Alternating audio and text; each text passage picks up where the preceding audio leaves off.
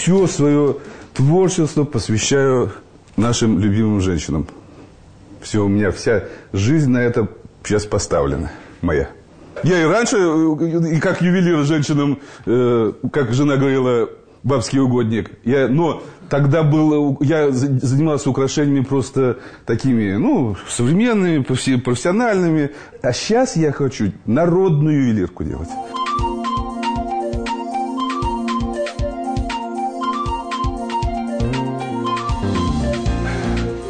Я, прежде чем коснуться вот этих вещей, начал изучать орнаментацию наших, наши всевозможные орнаменты наших женщин. Я изучал масса элементов, головных уборов, всякие, это все наших украшений. Все это я изучал, орнаменты. У нас золотой фонд одних, посмотри, пачка.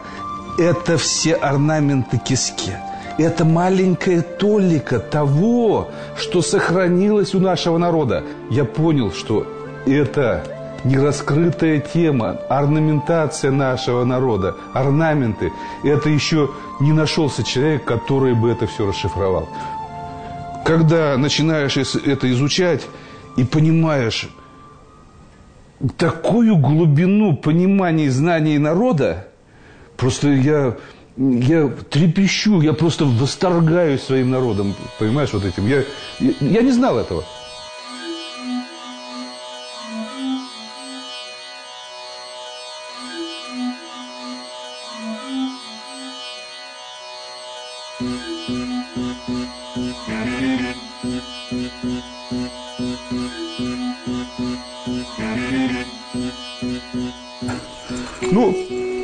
Честно говорю, долго я к этому шел. Во-первых, учился шить саму основу. Все сам. Швейную машинку купил, сам шью, все делаю. Сначала, потом учился вязать бисер. Плотно, хорошо. Видишь, как? Смотри, как бисер. Это все сам. Жена говорит: неужели ты сам, говорит, это делаешь? Я говорю: сам. Просто мне обидно за свой народ, за свою нацию. То, что они сейчас носят все из ненатуральных металлов. Наш народ называли народ в белом и в серебре. Это исконно. У нашего народа столько было серебра. Это вообще очень много. По сей день на базар приносят и продают серебряные монеты с украшений. Но надо это возобновлять. Я тут создаю сейчас именно реконструкции этих головных уборов и украшений. Кавказских женщин никогда не заставишь носить из нержавейки ничего. Они всегда носят только серебро. И я хочу, чтобы наши женщины всегда носили только серебро.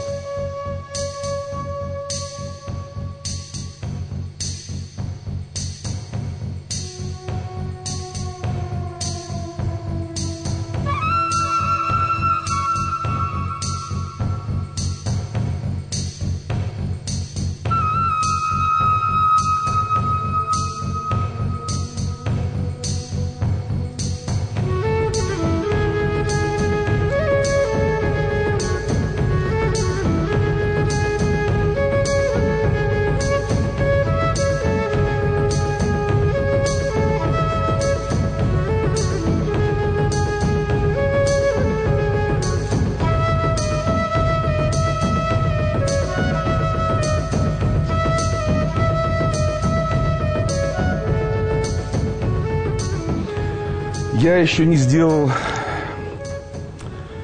женских. Там столько всего. Хушпу, там, Шурбан-Чаки, Тевети, Шульгиме, Ама. Просто не совсем в состоянии, потому что это все серебро. Почти по килограмму серебра уходит на каждую головной убор. Это Шульгиме. Обязательно турпалы. У женщин этот знак, он обязательно вешался именно где грудь, вот это где душа. Ну, Божий знак, получается. Вот на всех, сколько у меня старинных вот этих шульгимен не было, обязательно в центре, и она, Чурбан-Шакти называется, тоже есть, обязательно в центре вот это треугольник с кругом. Вот. И женщины с молодости, с детства, это очень сильный оберег считается для нашего народа. Но не только для нашего, вообще это считается очень сильным оберегом. И женщины вот это обязательно носили, но это ношение просто.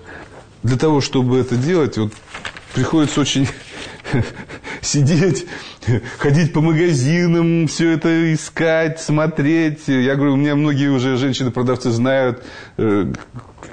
Кроме меня, наверное, никто, мужчин я не видел, чтобы бисер покупали, интересовались. Я не знаю, в Москву, везде звоню, достаю.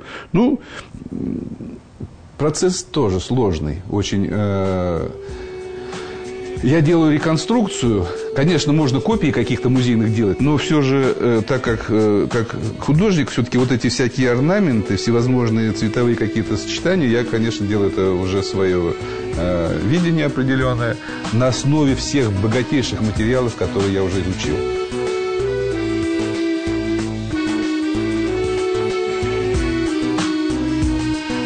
У меня вон станок специальный, там надо сначала собирать на этом станке, потом уже это все пришивать. А потом идет процесс, это будет очень интересная работа в чем? Здесь будут монеты, а вперемешку еще суваро-булгарские монетки с камнями.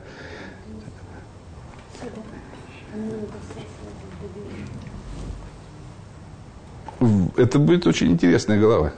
Все традиционные головные украшения, традиционные, которые в семье хранились, начинались с маленьких монеточек собираться, чекушки, так мы их называем, нухратки, времен княжеств до Ивана Грозного там все. Вот они идут по слоям, историю вот этого рода можно узнать именно по украшениям женским хушпу, например, потому что начинается верхний ряд вот эти древние монеты, дальше все вот, и до самого низа собирается там, как правило, традиционно 7 слоев, но бывает и больше, бывает меньше, но в основном традиционно 7 слоев монет на женских украшениях, как правило, вот головных.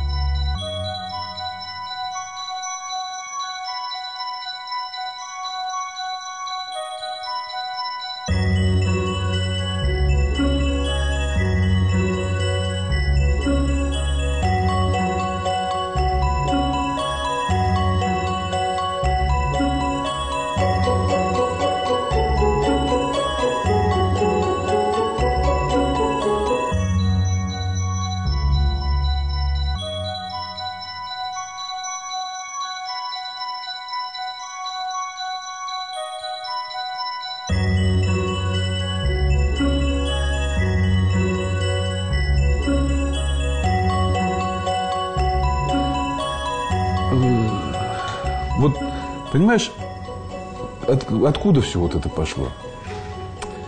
У меня есть друг Коля Болтаев, ну, ты его знаешь, это блестящий мастер, гравер. Ну, мы работаем все время, дружим, мы уже с 96-го года дружим и работаем вместе. Ну, я много же ювелиркой занимался, много и такой, ну, владею всеми технологиями. И эмали вот сейчас вот делаю, там это все. И много делал, очень. Он мне все время говорил: Владислав, надо вот что-то народное, вот для народа, что-то народное. Сколько я начинал, сколько я пытался, что только не делал. И так, и эдак. Ну, не идет, и все. Вот 15 лет я мучился. Это вот делал все. Ну, нет. Понимаешь, для того, чтобы сделать для народа надо корни, большие, глубокие корни знать. Ну, что у нас? Корни до Ивана Грозного. Все. После Ивана Грозного куда ни коснись, чувашей не было нигде. Что такое чуваш? Как оно считается? Как? А у нас в легендах и вообще считается, что человек, когда спит, он общается со своими предками. И предки его там учат. Почему и люди умирают часто ночью? Потому что бывает, что предки не отпускают его оттуда. Вообще в каждой избе раньше был стол предков. Вот Ляш Тайба, звезда как бы Юба, которая... путеводная звезда, которая возвращала человека обратно. Это традиции древние. Это мы сейчас вроде со смехом относимся, но для меня, например, особенно после того, как я вот поставил стол под памяти предков, это вообще-то удивительная вещь для меня. И очень много мистики началась у меня. Это вот несколько лет она стоит, а в прошлом году меня ночью озарило, вот не поверишь, мне как будто вот открылось вот то, что мы сувары туда-сюда, вот это суварство открылось мне блестяще, уже все. Мне вложили ночью предки в голову все, что я это делаю. Я уже как вот чертеж, как надо это сделать, как надо это сделать. Все ночью приснилось вот это. Я в 4 утра жену разбудил, начал ей рассказывать, что-то объяснять. Она на меня как на дурака смотрела. А я, ты понимаешь, уже в Цивильском дом купили на родине, а там она мне мастерскую сделала, я там мебель собрался делать, инструменты купил, все ей наобещал. И меня как вот это ночью пробило, я все бросил, пошел уже по магазинам, начал бисер покупать, всякое это, что-то делать, ты понимаешь, вот шить. И я сейчас что введу? Для меня открылось суварство. Вот то, что мы древние сувары, и у нас вот эта история распахнулась вот так, для меня в глазах все это вот прям вот я как будто мне вот чертежи в голову вложили. Это все я на одном дыхании делал, понимаешь? Все.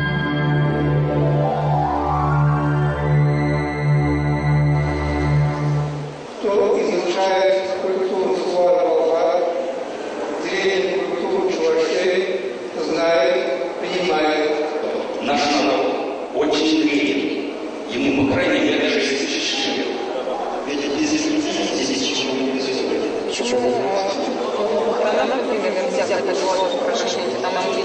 Все монеты при Иване Грозном, я не знаю, стадо коров могли на себе на голове носить. Все натурально, там серебро, золото, камни.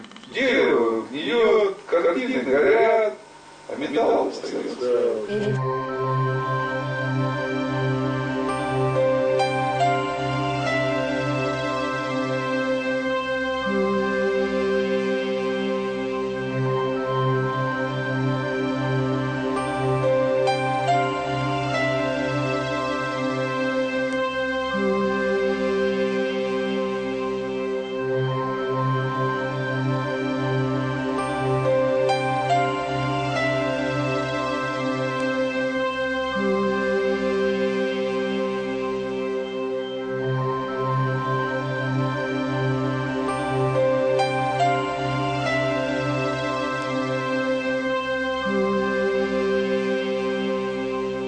Сейчас выставка была «Большая Волга». Она раз в 5 лет проходит, она была в Казани.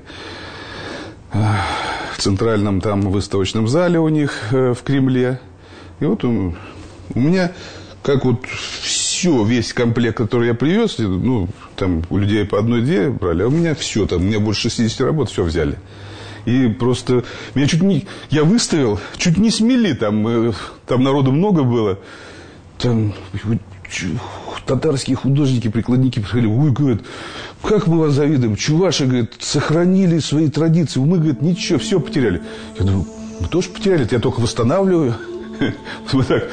Это мои проекты. Это то, что я хочу, чтобы было в будущем. Понимаешь, это меня как вот озарило в свое время, как предки мне дали все это. Вот сейчас я этим занимаюсь. Вот, например, комплект. Это нажал, комплект сувар называется. Это нагрудные украшения, это серьги. Это уже современная ювелирка, но хочу, чтобы это была наша национальная ювелирка. Тут шары как были традиционно в Суваро-Булгарском государстве. Тут всевозможные...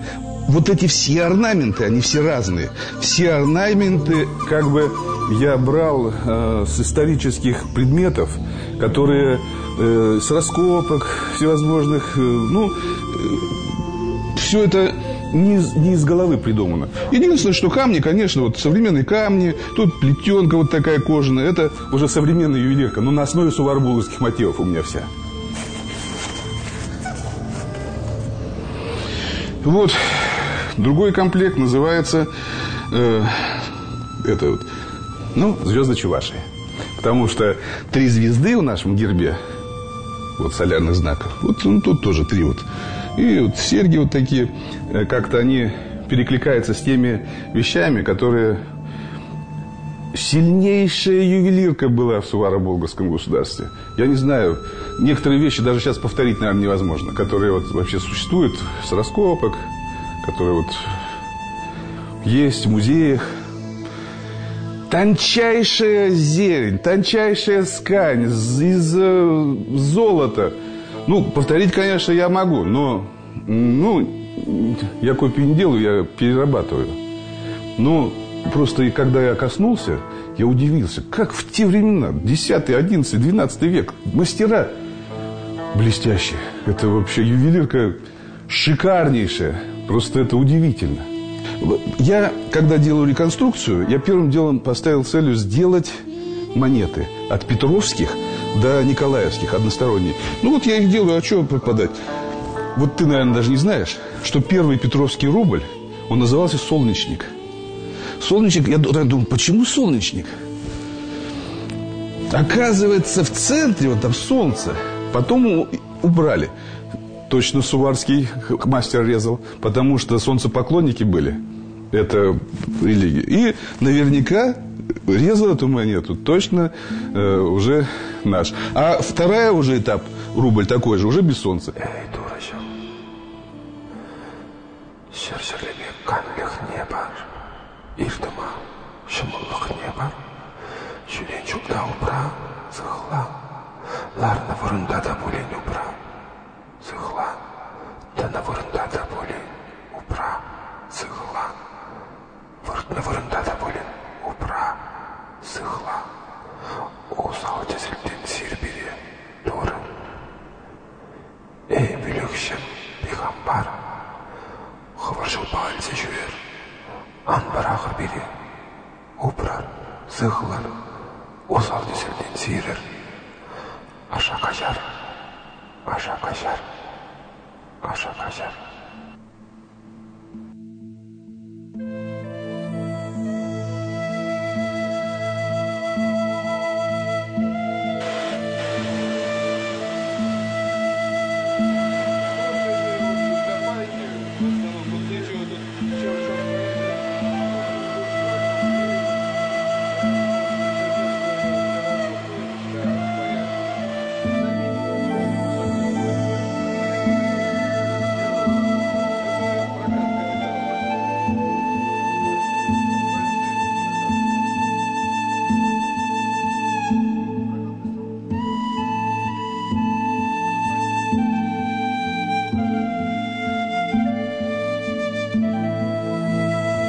Особенно драгоценные камни, металлы, они очень имеют свою память сильную.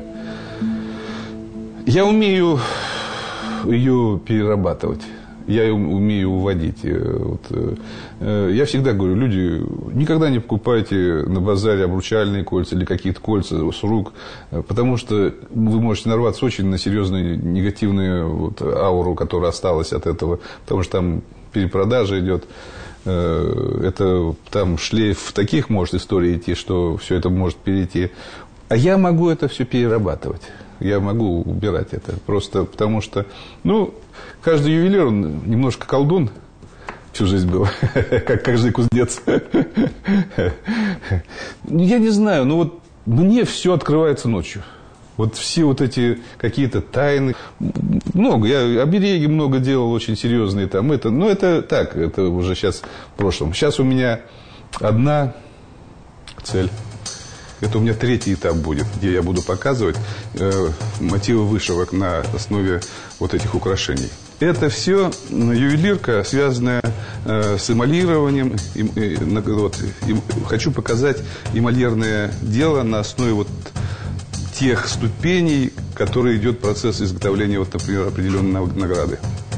Вот сейчас я получил заказ на изготовление знака памятного с надписью от главы Чувашской республики. Вот сейчас как раз я это все делаю и хочу показать. Вот муфельная печь. Очень точный процесс, посекундно это отжигается эмаль. Очень такой процесс довольно-таки сложный. Этот вид эмали у меня, который сейчас я использую, он отжигается 2 минуты 45 секунд при температуре 820 градусов. Я уже один раз весь процесс эмалирования сделал. Но не соблюл чуть-чуть. Вот, честно сказать, у предков не просил. Вот каюсь. Чуть-чуть не соблюл технологию. И у меня все отлично, эмаль легла, а нижняя часть вся спучилась. Вся уже начала оплавляться. И вот это все уже на переплавку у меня пошло. Сейчас я это делаю по второму разу. Я нигде не учился. Это все... Я говорил тебе, монолабиатура и шлеть. Ну, моими руками Бог работает. Я практически сам не делаю. Все это мне открылось в один момент. Я, наверное, в той жизни просто ювелиром был. Температура серебра и температура обжига, это же стекловидная масса, очень близки. Чуть-чуть передержал, и все сгорает моментально. Когда минута прошла, там сама эмаль черной становится. Потом она начинает оплавляться кусками. И уже после около 3-й минуты она так вся заплавляется.